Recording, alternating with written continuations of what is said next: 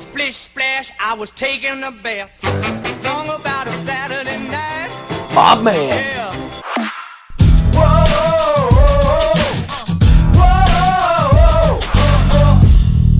What's up, guys and gals? Jared here with another Under the Sea movie review. So old DC is back at it with their new Fishman film, Aquaman. Aquaman is called back to Atlantis when it is revealed that his half-brother, King Orm, has vowed war on the surface world. In order to stop his madness, Aquaman must retrieve the legendary trident of Atlantis and embrace his destiny as rightful king and protector of the deep. So is Aquaman the reason everything is better down where it's wetter?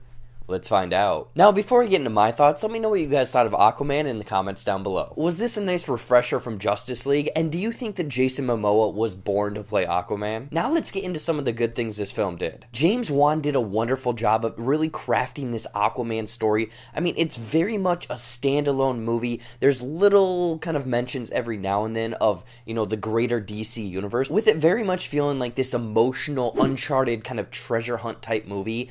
I mean, it has this rightful heir that doesn't want to be the heir and then realizes that he needs to do this because his loved ones are going to be in danger. The overall story in Aquaman did feel like this 90s adventure movie, but in the best ways possible. And the world building that they did here in Aquaman was really cool in my opinion. All of the different seven seas having these different species depending on, you know, kind of which part of the ocean that they actually are, and they all kind of are living in harmony. Maybe it's just me, but give me another story featuring those weird ass crab people. I'm totally on board. The overall visuals were another thing that really stood out in Aquaman. I mean, right when we get into Atlantis, it's all these bright lights, bright neon lights, and it's really it's a spectacle to say the least. And the film only continues these bright contrasting visuals when it's, you know, this hot bubbling magma in the depths of this dark blue sea, or when it's this red flare going into the depths of the dark sea with all of these kind of like weird ass fish people chasing him down. Overall, Aquaman is just a really bright film, and some of the shots that James Wan chose to capture in Aquaman were downright out of control. There was two sequences in particular, maybe I have some footage for these,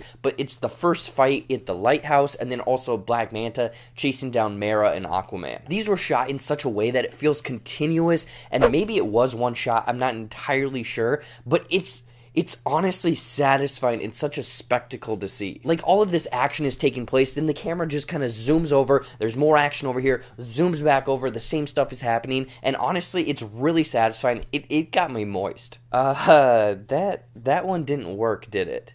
However, DC didn't completely course correct this ship. I will say that a majority of the CGI, probably 90%, looks really good, really flawless. It matches, but there's that 10% in there that really felt jarring. It did come from a lot of the fight scenes, specifically kind of the lighthouse fight scene.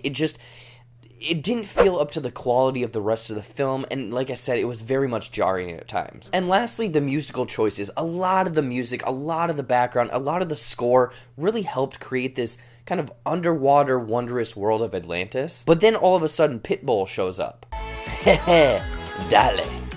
And I'm like, what? This does happen again when the movie kind of turns into this romantic comedy with Aquaman and Mera eating rose petals off of roses. Yeah, I don't know. Overall, Aquaman is a slippery good time at the theaters, with it very much having this engaging story, cool world building, some beautiful shots, and some out-of-control one-shot sequences, but with some jarring CGI elements and some confusing song choices. I'd recommend checking out Aquaman if you have the chance. This is one time that you'll appreciate that fishy smell on a first date. In closing, I'm going to give Aquaman 3.5 out of 5 my mans. So what did you think of Aquaman? I want to know in the comments down below. Anyways, guys, as always, thank you for watching. Follow all of my social media stuff down over there. There's more videos over there. Subscribe down to my channel over there if you haven't. And until next time, I'll see you later. My man! My man!